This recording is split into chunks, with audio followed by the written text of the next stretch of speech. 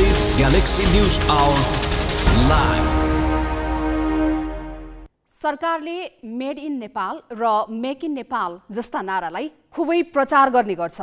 स्वदेशी उत्पादनको प्रयोग र प्रवर्धनलाई प्रोत्साहन गर्ने भन्दै कार्यक्रम र योजनाहरू पनि घोषणा हुन्छ। तर त्यसको प्रभावकारिता कति छ भन्ने कुरा चितवनमा किसानले गरेको विरोध प्रदर्शनले प्रस्ट्याउँछ। जिल्लाका विभिन्न स्थानका किसानले आफूले उब्जाएको तरकारी गाडीमा सदरमुकाम भरतपुरसम्म पुर्याएर पूर्वपश्चिम राजमार्गमा खन्याइदिएका छन्। बीच सडकमा असरल तरकारी किन फालेका होलान् भन्ने लाग्न सक्छ। किसानले यसरी सडकमा तरकारी मिल्काएको यो पहिलो घटना भने होइन, तर तिनै तहका सरकारले यसलाई गम्भीरताका साथ लिन सकेका छैनन्। तरकारी उत्पादनका लागि आफूले गरेको श्रम र पसिनाको मोल नै नपाएपछि किसानले गरून् पनि के? यति नगरेसम्म सुन्ने कान राज्यसँग छैन पनि। देशमा पर्याप्त रोजगारीको अवसर छैन। वैदेशिक रोजगारीमा जान पनि सबैले सक्दैनन्। घर गाउँमै केही गरेर खाउँ भनेर भएको जमिन खनजोत गरेर उब्जाएको तरकारीले पनि बजार पाउँदैन। भनेको बेला सरकारले मलखाद जुटाइदिँदैन। गुणस्तरीय बिउको त आशा समेत छैन। सिँचाइ र प्राविधिक सहयोगको त कुरै छोडौँ। आफ्नै बलबुतामा बल्ल बल्ल उब्जाएको तरकारीले पनि उचित मूल्य पाउने सुनिश्चितता सरकारले नगरिदिँदा ऋण खोजेर गरिएको खेती नपोसाएपछि कता गुहार गर्न जानु? कमसेकम स्वदेशी उत्पादनले आयातित तरकारी भन्दा राम्रो मूल्य पाउने अवस्था सरकारले बनाइदिनु पर्ने हो। भन्नलाई कृषि प्रधान देश भन्ने, तर किसान नै अन्यायमा पर्ने अवस्था विडम्बनापूर्ण हो। चितवनका किसानको मात्रै होइन, देशभरिका किसानको आवाजलाई सरकारले बेलामै सम्बोधन गरोस्।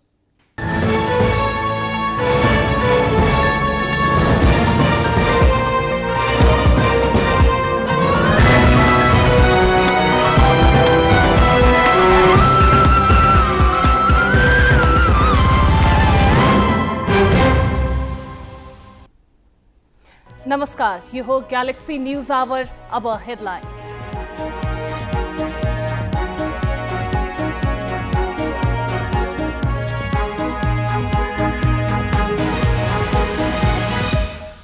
असन्तुष्टिको घेराबन्दीले प्रधानमन्त्री चेपुवामा, समर्थन फिर्ता लिने चेतावनीले सरकार नै सङ्कटमा। ओली भने राहदानी दुरुपयोगका आरोपितदेखि हत्याका अभियुक्तसम्मको संरक्षणमा। जलवायु परिवर्तनको चपेटामा नेपाल। 40 वर्ष यता प्राकृतिक प्रकोपका घटना बढेको बढै। हिउँदे वर्षा नहुँदा किसान चिन्तित। राष्ट्रिय अर्थतन्त्रमै मार पर्ने जोखिम। चितवनका सडकमा पोखियो किसानका दुःख। भारतीय तरकारीका कारण बजार नै नपाएको गुनासो। आयातलाई निरुत्साहित गरी सहुलियत दिन माग। नेपालीलाई घरेलु श्रममा पठाउने गरी सम्झौता नवीकरण गर्न मलेसियाको प्रस्ताव। स्वदेशी श्रमिक सरह सम्मान र सेवा सुविधा दिने प्रतिबद्धता। र कोभिडले थला परेको अर्थतन्त्र उकास्न पर्यटन उकास्ने हङकङको प्रयास। 5 लाख पर्यटकलाई निशुल्क हवाई टिकट दिने। यात्रा प्रतिबन्ध हटाउने चीनको निर्णयले थप राहत।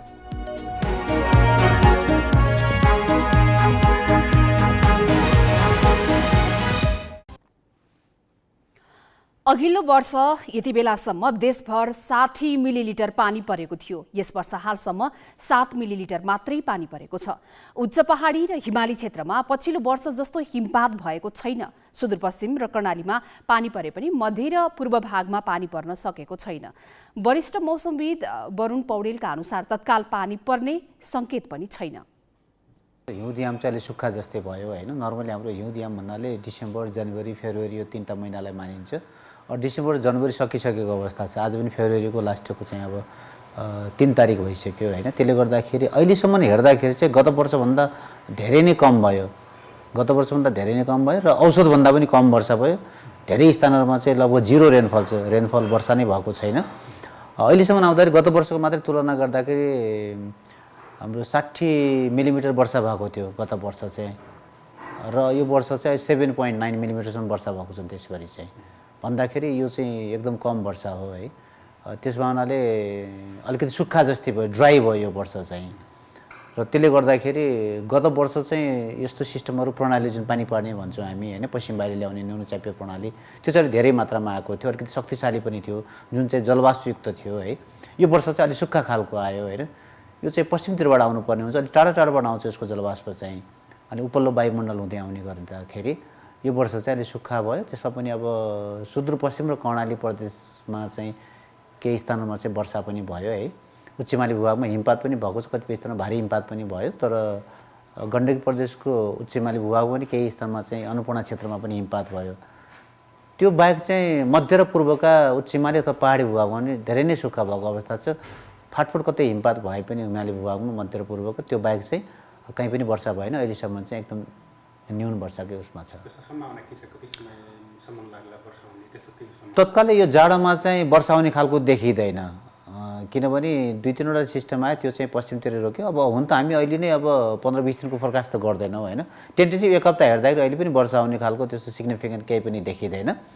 यद्यपि अब आगामी हप्ता चाहिँ मङ्गलबार बुधबारतिर यो पहाडी भूभागहरूमा विशेष गरेर मध्य र पूर्वका पहाडी भूभागमा चाहिँ अलिकति आंशिक सामान्य बदली रहेर केही स्थानमा छिटपुट हिमपातको सम्भावना त रहन्छ उच्च पहाडी तथा हिमाली भूभागमा।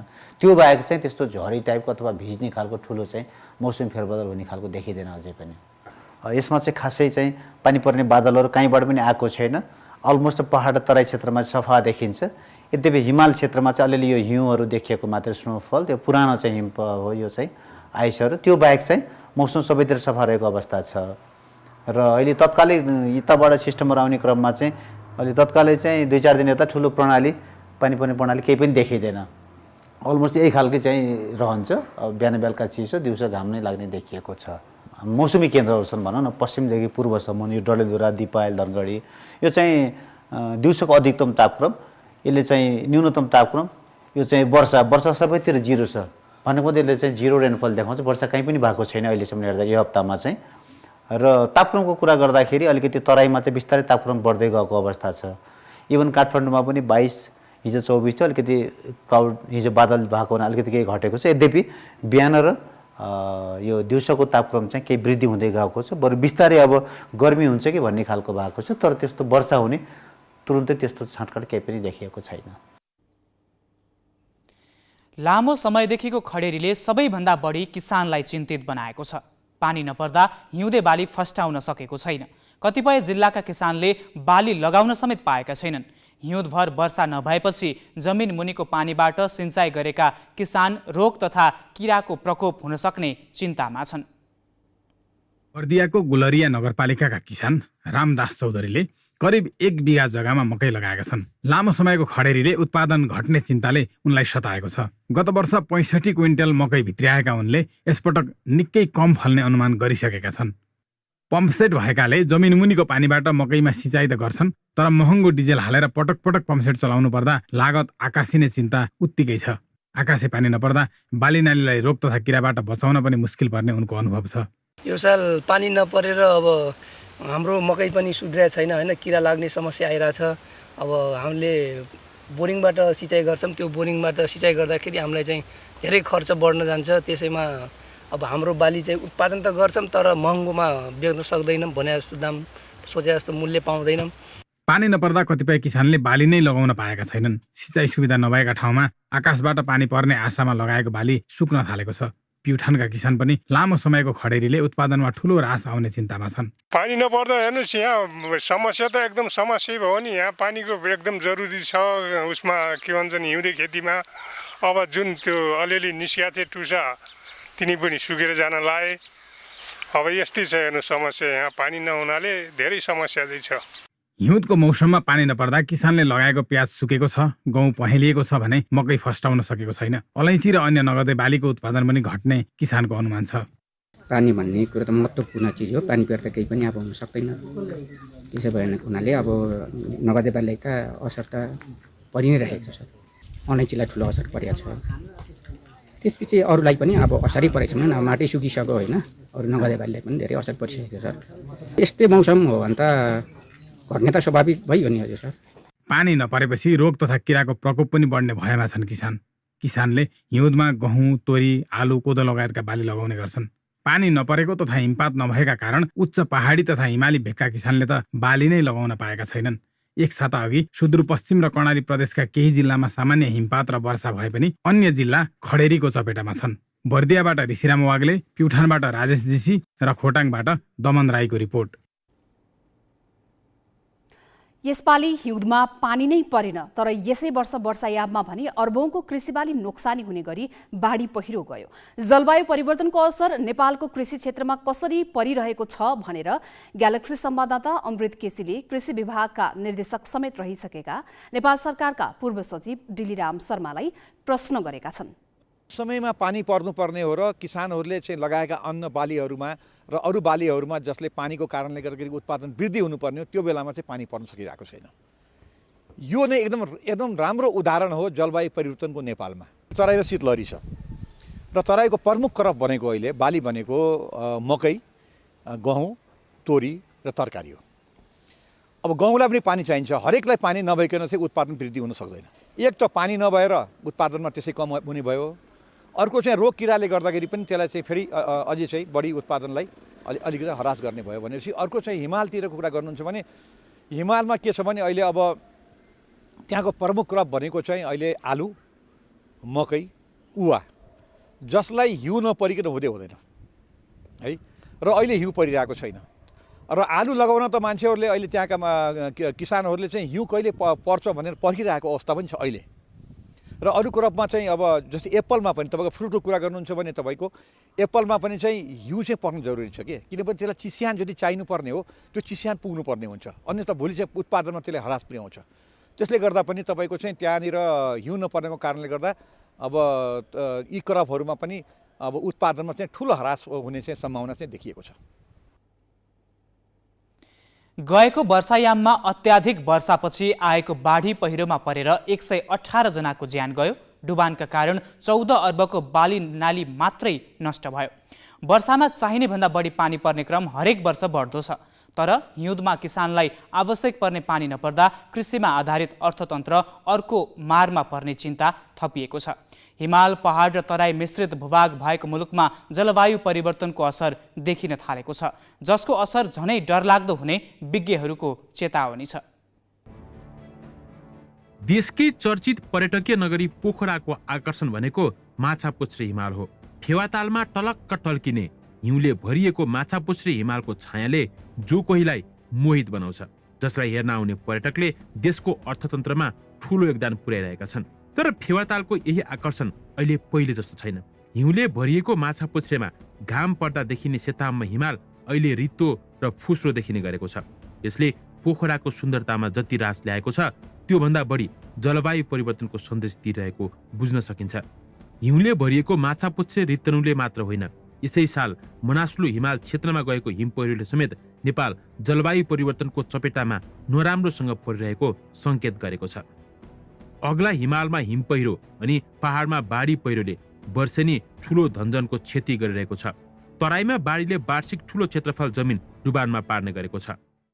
जस्तै अब बाढी, पहिरो, हिम पहिरो आदि हुने र चाहिँ अहिले के पनि हामीले देखिरहेछौँ भनेदेखि यी जोखिमहरू छुट्टै छुट्टै नभएर एकैचोटि आपसमा जस्तै मल्टी ह्याजार्ड भनिन्छ होइन, कुनै डिजास्टर हुँदाखेरि बाढी पनि आउने, पहिरो पनि जाने, अरू हिमताल विस्फोटन पनि हुन सक्ने, यस्तो किसिमको मल्टी ह्याजार्ड किसिमको नेचरहरू देखिन थालेको छ। यो एउटा नौलोपना पनि हो। त्यसले गर्दाखेरि चाहिँ अब यसले गर्दाखेरि चाहिँ के भने यो सेक्टर भन्न सकिँदैन, हरेक सेक्टरलाई यसले प्रभाव पार्छ।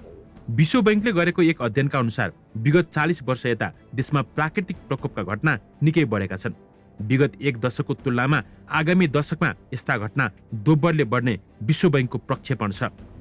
प्राकृतिक विपद र क्षतिका घटना बढिरहँदा हाम्रो विकास पद्धति भने थप क्षति बढाउने बाटोमा छ। पर्यावरणीय अध्ययन बिना जथाभावी सडक खन्ने होडबाजीमा स्थानीय सरकार देखिन्छन्। बरु विनाशको क्रम बढिरहेको छ। विपदका बेला उद्धार भन्दा माथि सोच्न नसक्ने सरकारी सोच थप क्षतिका कारण बनिरहेको विज्ञहरूको भनाइ छ।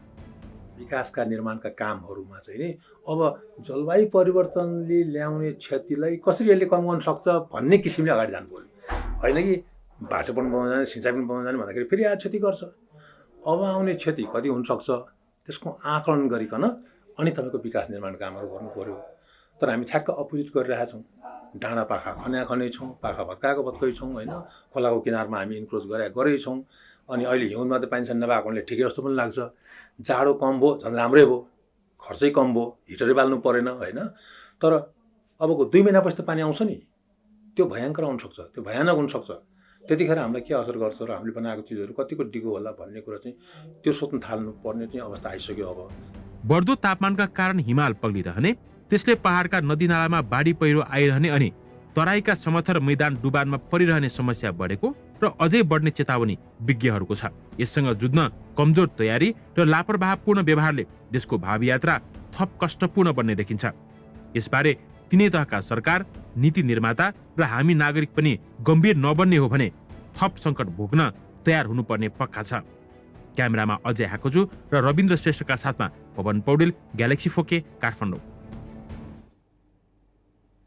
4 महिनादेखि पानी परेको छैन। सुदूरपश्चिम र कर्णाली प्रदेशमा एक साता अघि पानी र हिमपात भए पनि अन्यत्र खडेरी नै छ। हिमालहरू काला पत्थरमा परिणत भएका छन्।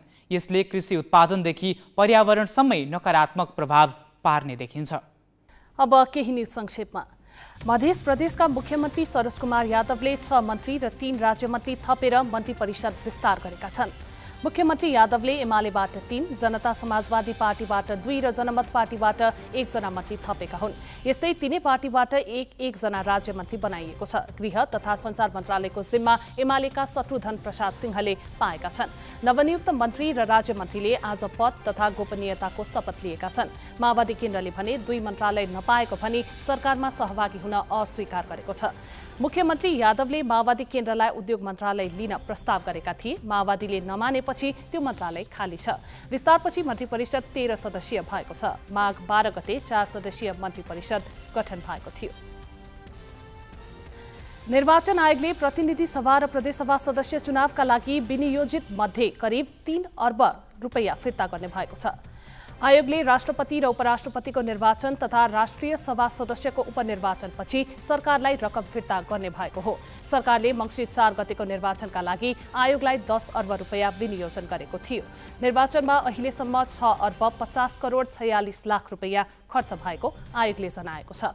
आयोगले आज काठमाडौँमा गरेको निर्वाचनको समीक्षा कार्यक्रममा प्रमुख निर्वाचन आयुक्त दिनेश थपलियाले मितव्ययिता अपनाइएकाले विनियोजित बजेट सबै खर्च नभएको बताए। आयोगले निर्वाचन खर्च अझै घटाउन सकिने र त्यसका लागि कानुनमै विद्युतीय मतदानको व्यवस्था गर्नुपर्ने बताए। त्यसो भए बदर मत पनि कम हुने उनको भनाइ छ। यसपालिको निर्वाचनमा 5% भन्दा बढी मत बदर भएको थियो। प्रमुख निर्वाचन आयुक्त थपलियाले प्रतिनिधि र प्रदेशसभाको निर्वाचन अलग अलग मितिमा गर्नुपर्ने पनि बताएका छन्। उनले सबै तहका जनप्रतिनिधिको कार्यकाल कानुनमा स्पष्ट उल्लेख गर्नुपर्नेमा पनि जोड दिए। मलेसियाले नेपाली श्रमिकलाई घरेलु क्षेत्रमा पठाउने गरी श्रम सम्झौता नवीकरण गर्न प्रस्ताव गरेको छ।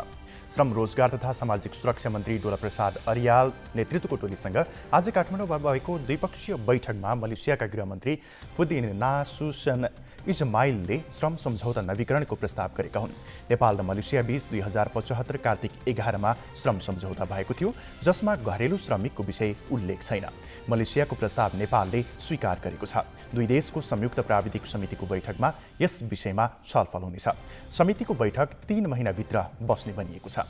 बैठकमा मलेसियाले नेपाली श्रमिकलाई स्वदेशी श्रमिक सरह व्यवहार गर्ने प्रतिबद्धता जनाएको छ। गृहमन्त्री इजमाइलले नेपाली श्रमिकलाई स्वदेशी श्रमिकलाई सरह सेवा सुविधा दिने प्रतिबद्धता जनाएको श्रम रोजगार तथा सामाजिक सुरक्षा मन्त्री अरियालले जानकारी दिए।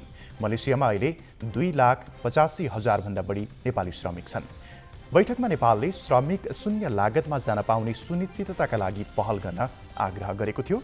यसैबीच प्रधानमन्त्री पुष्पकमल दाहालले आज सिंहदरबारमा भएको शिष्टाचार भेटमा नेपाली श्रमिकको हित, सुरक्षा र कल्याणको विषय सुनिश्चित गर्न मलेसियाका गृहमन्त्री इजमाइल सामु आग्रह गरेका छन्। कैलाली 2बाट निर्वाचित प्रतिनिधि सभा सदस्य अरुण कुमार चौधरी कारागार चलान भएका छन्।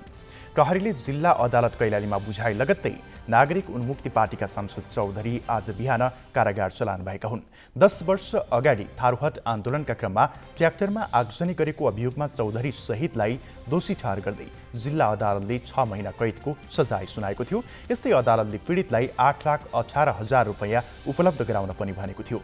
सांसद चौधरी हिजो साँझ बाँकीबाट पक्राउ परेका थिए। सर्वोच्च अदालतले निजामती सेवाका विभिन्न पदमा प्रतिस्पर्धा गर्न बहालवाला कर्मचारीहरूलाई उमेर हद नलाग्ने अन्तरिम आदेश दिएको छ। न्यायाधीश कुमार चुडालको एकल इजलासले संघीय निजामती सेवाका पदमा हुने प्रतिस्पर्धामा प्रदेश र स्थानीय तहका कर्मचारीलाई पनि उमेर हद नलगाउन आज अन्तरिम आदेश गरेको हो। हालको निजामती सेवा ऐन 2049 को दफा 10 अनुसार 35 वर्ष पूरा भएका पुरुष र 40 वर्ष पूरा भएका महिलाले निजामती सेवामा प्रतिस्पर्धा गर्न पाउँदैनन्। बहालवाला कर्मचारीको हकमा भने उमेर हद लाग्दैन। लोकसेवा आयोगले प्रदेश र स्थानीय तहका कर्मचारीहरूलाई उमेर हद काटेपछि माथिल्लो तहमा प्रतिस्पर्धा गर्न रोक लगाएपछि नेपाल निजामती कर्मचारी संगठनका तर्फबाट उपमहासचिव युवा चन्द्र घिमिरेले रिट दायर गरेका थिए। माओवादी केन्द्रका अध्यक्ष पुष्पकमल दाहालको नेतृत्वमा सरकार बनेको 1.5 महिना पुग्दैछ, तर सत्ता सहयात्री दलबीच अविश्वास चुलिसकेको छ। यस सम्बन्धी प्रसङ्ग विष्णु ढुङ्गानाबाट। एमाले अध्यक्ष केपी शर्मा ओली 2 पटक प्रधानमन्त्री भए। उनले 2.5 वर्षपछि फेरि प्रधानमन्त्रीको कुर्सीमा बस्न चाहेका छन्, तर उनै ओलीले कारागारमा रहनुपर्ने लक्ष्मी महतो कोइरीलाई महोत्तरी 1बाट प्रतिनिधि सभाको उम्मेद्वार बनाए। कोइरीले चुनाव जिते। फरार सूचीका कोइरीलाई प्रहरी कहाँ बुझाउन ओली र एमालेले पहल कदमी लिएका छैनन्। त्यति मात्र होइन, ओलीले अहिले स्वतन्त्र पार्टीका सभापति रवि लामिछानेको राहदानी दुरुपयोग जस्तो फौजदारी कानुन आकर्षित हुने विषयलाई समेत सामान्य मानेर स्वतन्त्र पार्टीलाई गृह मन्त्रालय दिलाउन जोडबल गरिरहेका छन्। यसले सुशासन र समृद्धिको गफ गर्ने ओलीमाथि नै प्रश्न उठेको छ।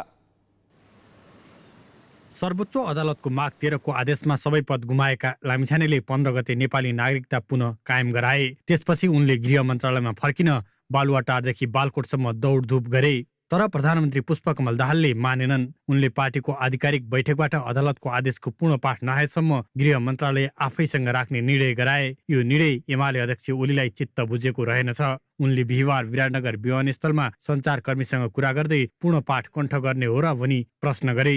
त्यति मात्र होइन, पूर्व सहमति अनुसार गृह मन्त्रालय राष्ट्रिय स्वतन्त्र पार्टीले पाउनुपर्ने र त्यो पार्टीले कसलाई मन्त्री बनाउँछ भन्ने कुरा अरूको टाउको दुखाइको विषय होइन भने। हामीले गृह मन्त्रालय राष्ट्रिय स्वतन्त्र पार्टीलाई दिया हौँ। राष्ट्रिय स्वतन्त्र पार्टीले रवि लामिछानेलाई गृहमन्त्री बनाउनुपर्छ आफ्नो अध्यक्षलाई भनेको हो पहिले पनि। अहिले पनि हामीले दिएको गृह मन्त्रालय त सहमति त राष्ट्रपालय हो। अब उनीहरूलाई गृह मन्त्रालय नदिने एकतर्फी रूपमा छुट्टै ढङ्गको निर्णय हुने भन्ने कुरा चाहिँ त्यसले अप्ठ्यारो पैदा गर्छ। पूर्ण पाठ किन चाहियो? पाठ भइसक्यो, कण्ठ गर्ने हो पूर्ण पाठ, किन चाहियो पूर्ण पाठ? लामिछानेले नागरिकता पुनः कायम गराए पनि उनी अहिले सांसदको पदमा छैनन्। त्यो भन्दा पनि उनीमाथि राहदानी दुरुपयोगको आरोप छ। उनले अमेरिकी नागरिक हुँदाहुँदै नेपाली राहदानी प्रयोग गरेको विषयमा छानबिनको आवाज उठेको छ। राहदानी दुरुपयोग फौजदारी कानुन आकर्षित हुने विषय हो। यसको अनुसन्धान गर्ने जिम्मेवारी नेपाल प्रहरीको हो, जसको तालुकावाला निकाय गृह मन्त्रालय हो। त्यसैले स्वार्थ बाजिएर छानबिन प्रभावित हुने भएकाले गृह मन्त्रालय लामिछाने र उनको पार्टीलाई दिन हुँदैन भन्ने बलियो बनेको छ। तर 2 पटक शासकीय नेतृत्व गरेका ओलीले भने यति गम्भीर विषयलाई सामान्य रूपमा लिएर स्वतन्त्र पार्टीलाई गृह मन्त्रालय दिलाउन जोडबल गरिरहेका छन्, जसलाई स्वाभाविक मानिएको छैन।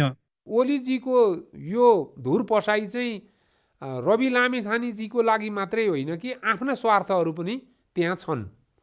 आफ्नो स्वार्थका लागि उहाँलाई प्रयोग गर्न सक्ने हुन्छन्। तेस्रो कुरा यो समर्थनमा जुट्नु भएको ओली आफै कस्तो छवि भएको मान्छे हो त?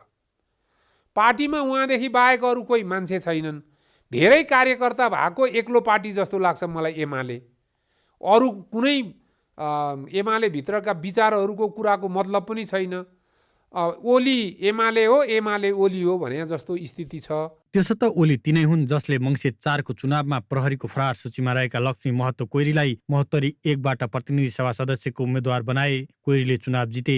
उनले पुस 7 मा संसद भवन पुगेर शपथ ग्रहण गरे। त्यसै दिन प्रहरी मुख्यालयले उच्च अदालतको आदेश सहित कोइरी आफ्नो फरार सूचीमा रहेको पत्र संसद सचिवालयलाई पठायो। तर 2072 भदौ 25 मा मधेस आन्दोलनका बेला सशस्त्र प्रहरीका सहायक निरीक्षक थमन विकको हत्या अभियुक्त कोइरी अझै पग्राउ परेका छैनन्। उच्च अदालत जनकपुरले कोइरीलाई मुद्दाको किनारा नलागेसम्म थुनामा राख्न 2077 मङ्सिर 19 मै आदेश दिएको थियो। तर कोइरीलाई प्रहरी छाम बुझाउन एमाले पहल कदमी लिएको छैन। पुस 26 गते प्रधानमन्त्रीलाई विश्वासको मत दिएका कोइरी नेपाली काङ्ग्रेसले प्रश्न उठाएपछि संसद बैठकमा उपस्थित हुन छाडेका छन्। कोइरी र लामिछानेको हकमा निर्वाह गरेको भूमिकाले ओलीको नियतमाथि प्रश्न गर्न थालिएको छ। क्यामेरामा योगेश लामाका साथ बासु खड्का र अङ्गराज नेउपाने, ग्यालेक्सी फोके, काठमाडौँ। तिक्ततापूर्ण सम्बन्ध बिर्सेर नेकपा एमालेको सहयोगमा प्रधानमन्त्री बन्दा माओवादी केन्द्रका अध्यक्ष पुष्पकमल दाहालको प्रमुख उद्घोष थियो, यसपालि परिणाम देखिने गरी काम गर्छु। पहिलो पटक रुक्माङ्गद कटुवाललाई सेनापतिबाट हटाउन खोज्दा बहिर्गमन हुनु परेको र दोस्रो पटक एमालेलाई देखाउनकै लागि काङ्ग्रेसको सहयोगमा प्रधानमन्त्री बनेर 9 महिनामै छाड्नु परेकाले चाहेको जस्तो काम गर्न नसकेको उनले सार्वजनिक रूपमै बताउने गरेका छन्। यसपटक पार्टी र आफ्नै छवि उकास्ने गरी काम गर्ने हुटहुटी छ भनेका दाहाल 1 महिनामै सङ्कटमा परेका छन्। एमाले पुस 10 मा दाहाललाई प्रधानमन्त्री बनाउन समर्थन गर्नुलाई कोर्स करेक्सनका रूपमा लिएको थियो। अघिल्लो पटक दाहाललाई सत्ता नछाड्दा सबै थोक छाड्नु परेकाले उसले गुमेको सत्ता क्रमशः फर्काउन पनि प्रस्थान बिन्दुका रूपमा गठबन्धन निर्माणलाई लिएको थियो। दाहाललाई भने पहिलो गाँसमै ढुङ्गा लाग्यो। 22 दिनसम्म उनले सरकार विस्तार गर्न सकेनन्। विश्वासको मत लिएपछि बल्ल बल्ल सत्ता सहयात्री दललाई मनाउन सके। मन्त्री परिषदका सदस्यले दाहालको स्पिरिट आत्मसात गरेको देखिन्छ। राष्ट्रिय प्रजातन्त्र पार्टी र राष्ट्रिय स्वतन्त्र पार्टी मात्र नभएर एमाले पनि सरकारमा नयाँ अनुहार पठाएकाले मन्त्रीहरू नीति निर्माण, नियमन र सेवा प्रवाहमा देखिने गरी काम गर्न आतुर नै देखिन्छन्। विभागीय मन्त्रीहरू अहिले मातहतका निकायलाई निर्देशन दिन व्यस्त छन्, तर दाहाल स्वयं गठबन्धनभित्र हुर्कदै गरेको असन्तुष्टिको गोल चक्करमा परेका छन्। नागरिकता विवादमा सर्वोच्च अदालतको आदेशमा सांसद र उपप्रधानमन्त्री तथा गृहमन्त्री पद गुमाएका राष्ट्रिय स्वतन्त्र पार्टीका सभापति रवि लामिछानेले दाहाललाई दिएको समर्थन फिर्ता लिने संकेत गरेका छन्। उनले आफूले फेरि गृह मन्त्रालय नपाउने अवस्थामा सरकारबाट बाहिरिने सन्देशसहित दाहाललाई 2 दिनको समय दिएका छन्। दाहालले लामिछानेका कारण आफू अप्ठ्यारोमा परेको पार्टीका स्थायी समिति सदस्य सामु बताइसकेका छन्। गठबन्धन त होइन भन्छु म, यो चाहिँ सत्ता साझेदारी मात्र हो। यो सत्ता साझेदारहरूको बिचमा एक किसिमको अहिले नै अलि सुरु भएको 1 महिना नबित्दै भन्नुहुन्छ भने सत्ता साझेदारहरूको बिचमा चाहिँ अलिकता असमझदारीहरू विकसित हुँदै भइरहेछ। सायद गृह मन्त्रालयको कुरो लिएर होस् या धर्मनिरपेक्षताको कुरो लिएर होस् हो कि या राष्ट्रपतिको कुरो लिएर होस् हो कि यो सबै विषयको लागि के छ भनेदेखि हामीले केही चाहिँ पार्टीले निर्णयहरू, सैद्धान्तिक निर्णयहरू गर्छ। मध्य प्रदेशमा आफ्नो नेतृत्वमा सरकार बनाएको जनता समाजवादी पार्टी अझै दाहाल नेतृत्वको सरकारमा सहभागी भएको छैन। आफ्ना लागि वन र खेलकुद मन्त्रालय छुट्याएपछि असन्तुष्ट जसपाले उपराष्ट्रपतिको पद ताकेर प्याकेजमै सहमति हुनुपर्ने शर्त राखेको छ। राष्ट्रपतिमा राष्ट्रिय सहमति जुटाउन खोजिरहेका दाहालले जसपाको मागमा छलफल गराउनै सकेका छैनन्, जसका कारण जसपा अध्यक्ष उपेन्द्र यादवले पनि समर्थन फिर्ता लिने चेतावनी दिन थालेका छन्। यता टिकापुर घटनामा दोषी ठहर भई जेलमा सजाय काटिरहेका रेशम चौधरीको रिहाईलाई मुख्य शर्त बनाएर दाहाललाई प्रधानमन्त्री बनाउन सघाएको नागरिक उन्मुक्ति पार्टी पनि समर्थन फिर्ता लिने मनस्थितिमा छ। प्रहरीको सूचीमा फरार रहेका कैलाली 2 बाट निर्वाचित सांसद अरुण कुमार चौधरी पक्राउ परेपछि पार्टीकी अध्यक्ष रञ्जिता श्रेष्ठले 24 घण्टाको समय दिएकी छन्, तर पक्राउ परेका चौधरी जेल नै चलान भइसकेकाले 24 घण्टे अल्टिमेटमले काम गर्ने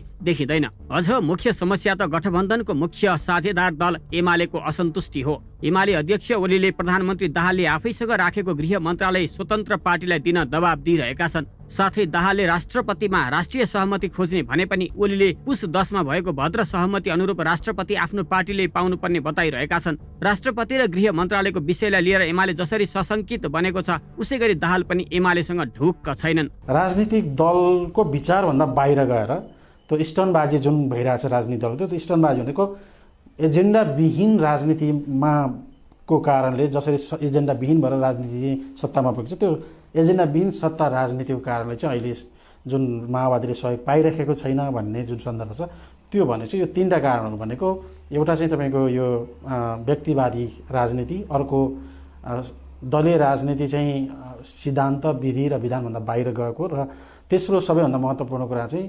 जनअपेक्षाभन्दा एजेन्डामा बढी आधारित भएर चाहिँ राजनीतिक दलहरू सत्तामा बढी लसेको कारणले पनि अहिलेको यो समस्या आएको देख्छु मैले। अझ राष्ट्रिय प्रजातन्त्र पार्टीबाट मन्त्री बनेकाहरूले संविधानको परिधि नागेर संघीयता विरोधी अभिव्यक्ति दिन थालेपछि स्वतन्त्र चर्का-चर्की सुरु भएको छ, जसका कारण सत्ता गठबन्धन सङ्कट उन्मुख छ भनेर अनुमान गर्न कठिन छैन। राजनीतिक ब्युरो ग्यालेक्सी फोके, काठमाडौँ। सत्तारूढ दलहरू आआफ्नो स्वार्थमा रुमल लिँदा विकास निर्माण र जनजीविकाका सवालमा सरकार पछि परिसकेको छ।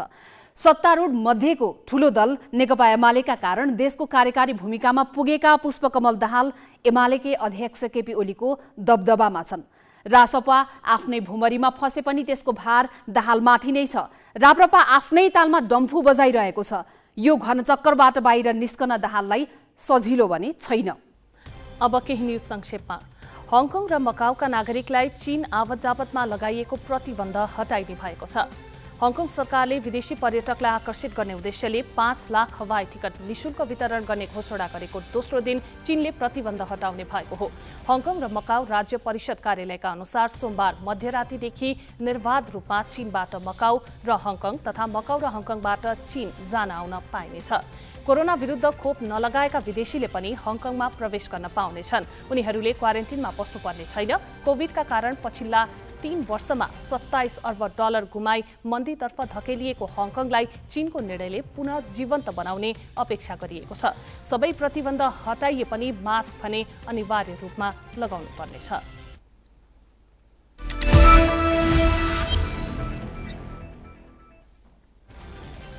सर्वोच्च अदालतले बलात्कार अभियुक्त क्रिकेटर सन्दीप लामिछानेलाई धरौटीमा छाड्ने उच्च अदालतको आदेश सम्बन्धी कैफियत प्रतिवेदन मगाएको छ। सन्दीपलाई थुनामै राख्नुपर्ने सरकारी पक्षको निवेदनमा प्रारम्भिक सुनवाई गर्दै न्यायाधीश हरि फुयालको एकल इजलासले आज यस्तो आदेश दिएको हो। पुस 29 गते उच्च अदालत पाटनले सन्दीपलाई 20 लाख रुपैयाँ धरौटी लिएर शर्तसहित छाडेको थियो।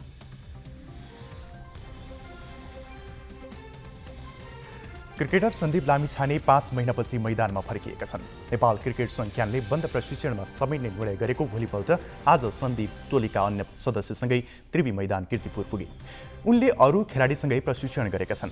पहिलो पटक भदौ 14 गते केन्या विरुद्ध 5औं टी20 अन्तर्राष्ट्रिय श्रृङ्खला खेलेपछि सन्दीप पहिलो पटक मैदानमा फर्किएका हुन्।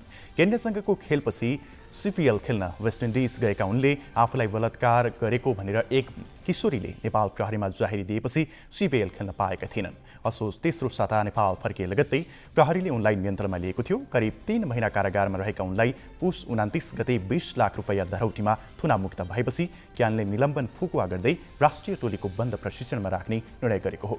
आइसिसी विश्व लीग 2 अन्तर्गत नामिबिया र स्कटल्यान्डको त्रिदेशीय श्रृङ्खलाका लागि राष्ट्रिय टोलीको बन्द प्रशिक्षणमा 20 खेलाडी सहभागी छन्। श्रृङ्खलामा नेपाली टोलीको नेतृत्व रोहित पौडेलले गर्नेछन्। शहीद स्मारक ए डिभिजन लिगका खेल काठमाडौँ उपत्यकाका 3 मैदानमा हुने भएको छ। अखिल नेपाल फुटबल संघ एन्फाले दशरथ रङ्गशाला, एन्फा कम्प्लेक्स र च्यासल मैदानमा लिग सञ्चालन हुने जानकारी दिएको छ। एन्फाका महासचिव किरण राईका अनुसार लिग आयोजनाका लागि 50% तयारी सकिएको छ। डबल राउन्ड रोबिनका आधारमा हुने लिग फागुन 19 देखि सुरु हुनेछ। लिगको पहिलो चरणको खेल तालिका सार्वजनिक भइसकेको छ। प्रतिस्पर्धा गर्ने 14 वटै क्लबले तयारी खर्चको पहिलो किस्ता बापत 15 लाख रुपैयाँ समेत लिइसकेका छन्। संसदीय प्रक्रिया र अभ्यासबारे अवगत गराउन संघीय सांसदहरूलाई तालिम प्रदान गरिएको छ। के भयो त तालिमका क्रममा? यस सम्बन्धी प्रसङ्ग स्मृति मल्लबाट। प्रतिनिधि सभाका नवनिर्वाचित सदस्यका लागि संघीय संसद सचिवालयले 2 दिन अभिमुखीकरण कार्यक्रम गर्यो, जस अन्तर्गत 7वटा सत्रमा सांसदहरूलाई विभिन्न विषयमा प्रशिक्षण दिइएको छ। संसदीय प्रक्रिया र अभ्यासबारे जानकारी नभएकै कारण संसदको मर्यादामाथि प्रश्न उठ्ने गरेकामा अभिमुखीकरणका कारण आफूहरूको भूमिकामा निखार आउने सांसदहरूले बताएका छन्। गत माघ 6 गते सभामुख देवराज घिमिरेले कार्यभार सम्हाले लगत्तै पहिलो निर्णय स्वरूप प्रतिनिधि सभाका नवनिर्वाचित सदस्यहरूका लागि संसदीय अभ्यास र प्रक्रिया सम्बन्धी अभिमुखीकरण कार्यक्रम गर्ने निर्णय गरेका थिए। सोही बमोजिम संघीय संसद सचिवालयले प्रतिनिधि सभाका सदस्यहरूका लागि 2 दिने अभिमुखीकरण कार्यक्रमको आयोजना गरेको हो। 2 दिनको अभिमुखीकरण कार्यक्रममा सांसदहरूलाई विभिन्न क्षेत्रका विशेषज्ञहरूले प्रशिक्षण दिएका छन्। संविधान सभा अध्यक्ष सुभाष चन्द्र नेमाङले संसदीय मर्यादा र सांसदको भूमिका विषयमा सांसदहरूलाई प्रशिक्षण दिएका थिए। पूर्व उपसभामुख पुष्पा भूषालले संसदीय प्रक्रिया र अभ्यासका बारेमा बोलेकी थिइन्। सडकबाट संसद हेरिरहँदा अनि बाहिर बसेर चाहिँ संसदका गतिविधिहरूलाई हेरिरहँदाखेरि एउटा बुझाइ हुन्थ्यो। संसदमा उपस्थित भएर संसद सञ्चालनको प्रक्रिया पनि हामी केही कामहरू गर्दैछौँ र सँगसँगै यी कामहरूसँग जोडिएर हिजो र आज प्रशिक्षण चलिरहँदाखेरि हामीले यो संसदीय प्रक्रिया संसद सञ्चालनमा चाहिँ सांसदहरूले खेल्ने भूमिका, उनीहरूको अधिकार कर्तव्य के हुनसक्छ भन्ने विषयमा पुराना अभ्यासहरू, पहिला चाहिँ अभ्यास गर्ने क्रममा देखा परेका कमी कमजोरीहरू, त्यसलाई सच्याउँदाखेरि जाने सही तरिका के हुनसक्छ भन्नेदेखि लिएर हामी यो संसद सञ्चालनको विधि प्रक्रियामा पनि यो प्रशिक्षणबाट राम्रै चाहिँ अनुभव प्राप्त भयो। त्यस्तै संविधान सभा सदस्य तथा वरिष्ठ अधिवक्ता खिमलाल देवकोटाले पनि सांसदहरूलाई प्रशिक्षण दिएका छन्। उनले संसदीय समिति प्रणाली, अभ्यास र संसदीय निगरानी विषयमा सांसदहरूलाई प्रशिक्षण दिएका छन्। सदनलाई कसरी व्यवस्थित गर्ने र अगाडि बढाउने भन्ने सवालमा त यो सिक्न पर्ने हुन्छ, किनभने धेरै नयाँ साथीहरू पनि जितेर आउनुभएको छ मान्यज्यूहरू। त्यसले गर्दाखेरि पनि यो निरन्तर रूपमै कार्यक्रम गर्दा नै राम्रो हुन्छ र धेरै राम्रो छ। सांसदको भूमिका, सांसदको एउटा आचरण हैन, यो उहाँहरूको चाहिँ त्यो के भन्छ त्यसलाई, हाम्रो सांसदको चाहिँ कोड अफ कन्डक्ट भन्छ नि, कोड अफ कन्डक्ट कस्तो हुनुपर्छ भन्नेदेखि लिएर साधन र काम गर्ने कसरी काम गर्नुपर्छ, रिसर्च भनेको के हो, कसरी चाहिँ त्यसलाई हामीले पास गर्नुपर्छ, अहिलेसम्म भएकोमा पोजिटिभ कुराहरू के छन्, सुधार्नुपर्ने कुराहरू के छन्देखि उहाँले प्रस्तुतिकरण मात्रै गर्नुभएको होइन र प्रस्तुतिकरणमा फेरि एकदम त्यो क्षेत्रका दिग्गज मान्छेहरूले गर्नुभएको छ। दोस्रो दिनको प्रशिक्षणमा पूर्व अर्थमन्त्री युवराज खतिवडाले योजना तर्जुमा, बजेट निर्माण प्रक्रिया, आर्थिक कार्यविधि लगायतका विषयमा सांसदहरूलाई प्रशिक्षण दिएका थिए। बजेटको विषयमा पूर्व अर्थमन्त्रीले आज बिहान सुरुको सेसनमा प्रशिक्षण गर्नुभएको थियो। त्यसले चाहिँ जुन हाम्रो निर्वाचन क्षेत्रमा गर्ने खालको जुन विकास छ त्यो चाहिँ सङ्घले मात्रै गर्छ, सङ्घको मात्रै बजेट हुन्छ भन्ने कुरा जुन आम नागरिकमा छ त्यो चाहिँ सङ्घ मात्रै नभएर स्थानीय तह, प्रदेशको पनि आफ्नो भूमिका छ। विधायिकाको रूपमा सांसदहरूको भूमिका निकै महत्त्वपूर्ण हुन्छ, चाहे त्यो संसदमा होस् या संसदीय समितिमा। त्यसैले संघीय संसद सचिवालयले यो 2 दिने अभिमुखीकरण कार्यक्रममा नेपाल कानुन आयोगका पूर्व अध्यक्ष माधव पौडेललाई पनि सहभागी गरायो। पौडेलले सांसदहरूलाई अभिमुखीकरण कार्यक्रममा नेपालका कानुनहरू र कानुन निर्माणका प्रक्रिया सँगसँगै कानुनमा देखिएका जटिलताहरू र कानुन संशोधनका प्रक्रियामा सांसदहरूले कसरी भूमिका खेल्न सक्छन् भनेर प्रशिक्षण दिएका छन्। पहिला हामीले सोचे जस्तो यो लेखे अनुसार नै हुन्छ भन्ने खालका कुराहरू पनि हुँदा रहेछन्। नयाँ शब्दहरू पनि कति कुराहरू त्यो नियममा पनि लेखिएका छैनन् तर व्यवहारमा आइरहेका छन्। यस्तै राष्ट्रिय नीतिहरू, नेपाल सरकारको नीति कार्यक्रम अनि बजेट निर्माण, कार्यान्वयन तथा अनुगमनमा सांसदहरूको भूमिका कस्तो हुनुपर्छ र भइरहेको के छ, नीति र विधेयक बीचको तादम्यता मिल्न सकिरहेको छ कि छैन विगतमा र हुनुपर्ने के हो भन्ने लगायतका विषयमा विष्णुराज उप्रेती जो नीति अनुसन्धान प्रतिष्ठानका कार्यकारी अध्यक्ष छन्, उनले पनि सांसदहरूलाई यो 2 दिने प्रशिक्षणका क्रममा एउटा सत्रमा प्रशिक्षण दिएका छन्। संसदभित्र बजेटका कुराहरू, नियमका कुरा, नियमावली, विधेयकका कुराहरू सबै कुरा हामीलाई सिकाएको एकदम उपलब्धिमूलक लाग्यो। हामी हिजोभन्दा हामीले जे जति बुझेका छौँ त्योभन्दा बढी थप बुझ्ने चाहिँ एउटा अवसर, मौका प्राप्त भयो। जुन कुरोले भोलि हामी संसदमा जाँदाखेरि धेरै कुराहरू यसले सजिलो सहजता आउने हामीलाई चाहिँ अनुभव भएको छ। अब आगामी दिनमा गर्नुपर्ने कुराहरू, विधेयकहरू पेश हुँदाखेरि हामीले खेल्नुपर्ने भूमिका, कानुन बनाउने सवालमा अब समितिहरूभित्र रहेर खेल्नुपर्ने भूमिकाहरू, धेरै कुराहरू हामीले सिक्न पायौँ, खुसी लागेको छ। भन्नका लागि त सांसदहरूले यो 2 दिनको प्रशिक्षण उनीहरूका लागि निकै फलदायी भयो, धेरै कुरा सिक्यौँ भनिरहेका छन्। तर यो 2 दिनको प्रशिक्षण उनीहरूका लागि कतिको फलदायी हुन सक्यो वा सकेन, उनीहरूले यहाँ सिकेका कुराहरू कतिको ग्रहण गर्न सके वा सकेनन्, त्यो भने आगामी दिनमा उनीहरूको प्रस्तुतिबाट नै थाहा हुनेछ। क्यामेरामा जय तामाङका साथमा सृजना घिमिरे, ग्यालेक्सी 4K, काठमाडौँ। एउटी सुत्केरीलाई कार्यालयको हाकिमले तैँले मेरो बच्चा पाएकी होस् र मैले बिदा दिनुपर्ने भन्दा ती महिलामाथि के बित्ला त्यो अनुमान गर्न गाह्रो छैन। हो, यस्तै भएको थियो काठमाडौँ महानगरपालिकाकी एक प्रहरी महिला कर्मचारीमाथि। एक कनिष्ठ प्रहरी महिलाले 2 महिना अघि भोगेको लैङ्गिक हिंसाको चित्कार शक्तिकै आडमा गुपचुप राखिएको छ। यस घटनाले नगर प्रमुखदेखि उपप्रमुख नेतृत्वको न्यायिक समितिलाई नै गिज्याइरहेको छ। काठमाडौँ महानगरपालिका अन्तर्गतको नगर प्रहरीकी हवलदार गंगा उप्रेतीले 2 महिना अघि नै नगर प्रहरी प्रमुख राजु पाण्डेले आफूमाथि गरेको ज्यादती विरुद्ध आवाज उठाएकी थिइन्। महिना दिनदेखि आफूमाथि लगातार हिंसा भइरहेकोमा असह्य भएपछि गंगाले प्रशासन सामु मौखिक उजुरी गरेकी थिइन्, तर प्रशासनले सुन्नै चाहेन। त्यसपछि मङ्सिर 9 गते उनले लिखित निवेदन नै दिइन्।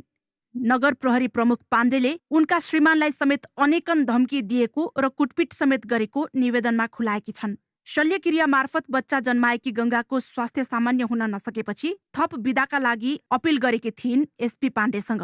तर बदलामा गंगा माथि मात्रै होइन, उनका श्रीमान र 3 महिनाको बच्चाले समेत यातना बेहोर्नु पर्यो। पाण्डेलाई गएको भदौमा मात्रै महानगर प्रमुख बालेन्द्र शाहले प्रहरी प्रमुखमा बढुवा गरेका थिए। त्यही पद र शक्तिको दम्भ देखाएर पाण्डेले कनिष्ठ महिला प्रहरीमाथि हिंसा गरेको गंगाको आरोप छ। गंगाका अनुसार आफूमाथि पाण्डेले प्रयोग गर्ने गरेको अपशब्दको कुनै हिसाब नै छैन। पाण्डेले गंगालाई हाजिर गर्न समेत रोकेका थिए। गंगाले निवेदन नै दिएपछि महानगरले छानबिन समिति गठन गरी 15 दिनभित्र प्रतिवेदन बुझाउन निर्देशन दिएको थियो।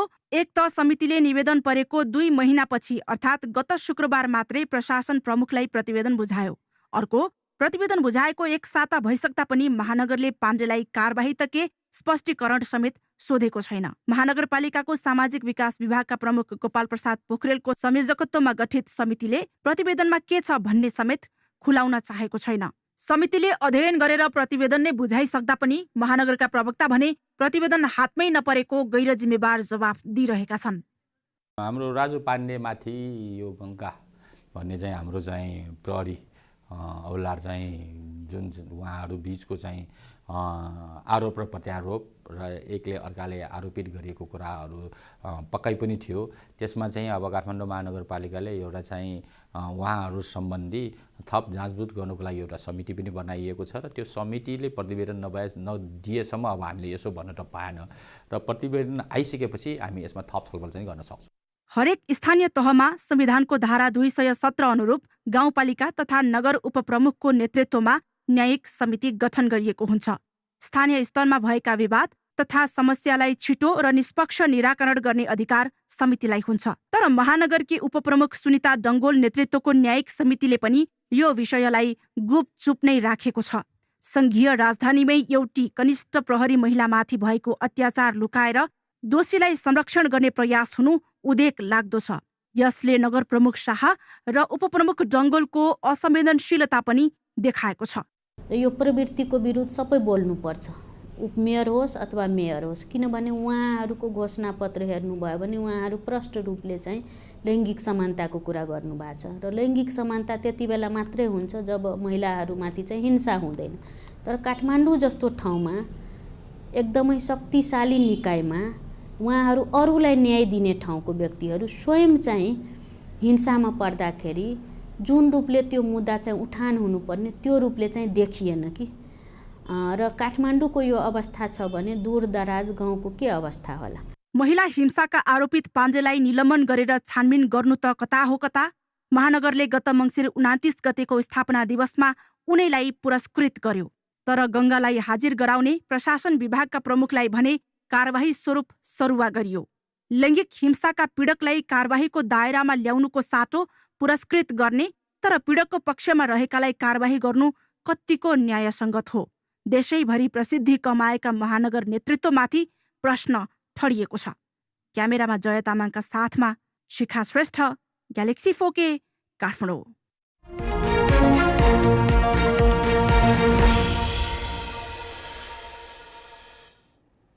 नेपाल वायु सेवा निगमले अनलाइनबाट टिकट काट्ने व्यवस्था सुरु गरेको छ। निगमले आन्तरिक र अन्तर्राष्ट्रिय दुवै उडानको टिकट अनलाइन मार्फत काट्न सक्ने व्यवस्था गरेको हो। यात्रुको सहजताका लागि हाललाई ई सेवाबाट सर्वसुलभ हुने गरी आन्तरिक र अन्तर्राष्ट्रिय हवाई टिकट काट्न सक्ने प्रबन्ध गरेको निगमले आज प्रेस विज्ञप्ति मार्फत जनाएको छ। आगामी दिनमा अन्य वालेट तथा वेबसाइट मार्फत पनि टिकट काट्ने व्यवस्था मिलाइने निगमले बताएको छ। दुर्गम क्षेत्रका जनतालाई आन्तरिक उडानमा प्राथमिकतामा राखिएको र निगमले अब पर्यटकीय क्षेत्रलाई लक्षित गरेर सेवा विस्तार गर्ने पनि विज्ञप्तिमा उल्लेख छ।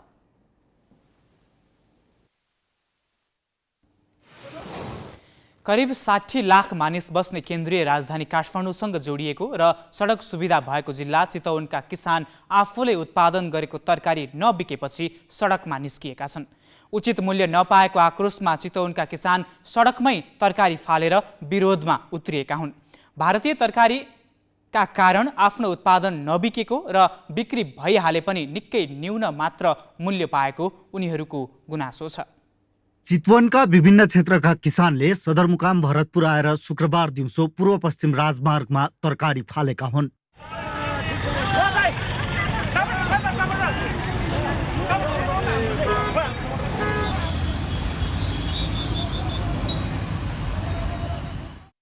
तरकारी सडकमा फालेर विरोधमा उत्रिएका किसानले भारतीय तरकारीका कारण आफ्नो तरकारी नबिकेको बताएका छन्। उनीहरूको चाहिँ लगानी हुन्छ, त्यही अनुपातमा हामीहरूले पनि लगानी गरेर पायौँ भने त्यो मूल्यमा हामीले मल बिउ बिसारीहरू पायौँ भने उनीहरूसँग हामीहरू जहाँ पनि कम्पिटिसन गर्न सक्छौँ। उत्पादन त हामी बढाउन सक्छौँ। चाहिए जति यदि यो सरकारलाई कति चाहिएको, कति टन प्रति केजी चाहिन्छ टमाटर, हामीलाई डाटा दियोस्। डाटा खोज्ने हामीले होइन, सरकारले खोज्ने हो। हामी त्यो चाहिँ वर्षभरि दिने जिम्मा हामी लिन्छौँ। हामी सबै किसानहरूले उत्पादन गरेका किसानहरूलाई व्यवस्थित गर्ने कि विस्थापित गर्ने यो राज्य पक्षको कुरो छ। र हामी के चाहन्छौँ भने हामी अझ अग्रसर भएर लाग्छौँ। कृषि क्षेत्रमा उत्पादन गरेर हामी आफ्नो देशको तरकारीमा आत्मनिर्भर बन्न सक्छौँ भन्ने गौरव हामीमा छ र हामी सक्छौँ भन्ने कुरा हामी विश्वस्त छौँ। तर मात्र यसमा राज्य पक्षले सपोर्ट गरिदिनु परेर गरेको छन्। त्यो कारणले गर्दा आज हामी यो नारायणघाटको चाहिँ भनौँ मन्डीमा के अरे अगाडि बाटोमा आउनुपर्ने बाध्य भएका छौँ। सङ्घर्ष समिति नै बनाएका किसानले बारीको तरकारी गाडीमा लिएर आएका थिए। भारतबाट तरकारी आयात रोकेर स्थानीय किसानलाई सहुलियत दिनुपर्ने उनीहरूको माग छ। स्थानीय प्रदेश र केन्द्र सरकारले भारतीय तरकारी आयातलाई निरुत्साहित गर्नुपर्ने सङ्घर्षरत किसानले बताएका छन्। भारतबाट आयातित तरकारीले भरतपुरका मन्डीमा कब्जा जमाएको तर यहाँ उत्पादन हुने तरकारीले बजार नपाएको उनीहरूको गुनासो छ। भारत सरकारले विभिन्न समयमा हामीलाई चामल अथवा धान दिँदाखेरि कुनै बेला निःशुल्क धान दिइरहेको अवस्था थियो भने कुनै बेला चाहिँ उनीहरूलाई आवश्यक पर्दाखेरि त्यसमा कर लगाएको थियो। त्यसरी नै अहिले हामीसँग उत्पादन छ।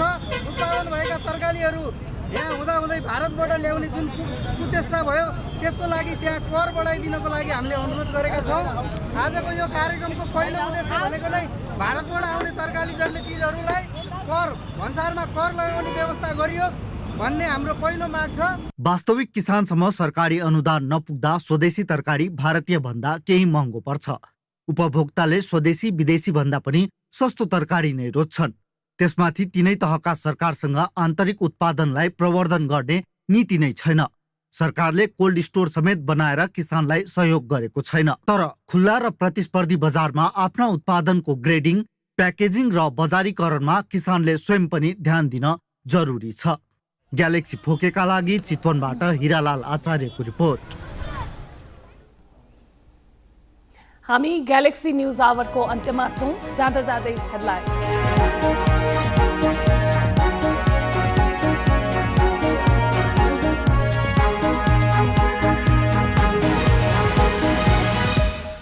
असन्तुष्टिको घेराबन्दीले प्रधानमन्त्री चेपुवामा समर्थन फिर्ता लिने चेतावनीले सरकार नै सङ्कटमा। ओली भने राहदानी दुरुपयोगका आरोपितदेखि हत्याका अभियुक्तसम्मको संरक्षणमा। जलवायु परिवर्तनको चपेटामा नेपाल। 40 वर्ष यता प्राकृतिक प्रकोपका घटना बढेको बढै। हिउँदे वर्षा नहुँदा किसान चिन्तित। राष्ट्रिय अर्थतन्त्रमै मार पर्ने जोखिम। चितवनका सडकमा पोखियो किसानको दुःख। भारतीय तरकारीका कारण बजार नै नपाएको गुनासो। आयातलाई निरुत्साहित गरी सहुलियत दिन माग। नेपालीलाई घरेलु श्रममा पठाउने गरी सम्झौता नवीकरण गर्न मलेसियाको प्रस्ताव। स्वदेशी श्रमिक सरह सम्मान र सेवा सुविधा दिने प्रतिबद्धता। र कोभिडले थला परेको अर्थतन्त्र उकास्न पर्यटन उकास्ने हङकङको प्रयास। 5 लाख पर्यटकलाई निःशुल्क हवाई टिकट दिने यात्रा प्रतिबन्ध हटाउने चीनको निर्णयले थप राहत।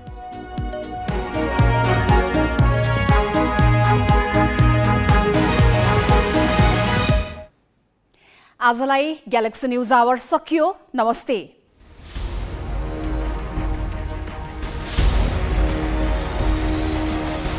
This is Galaxy News Hour Live.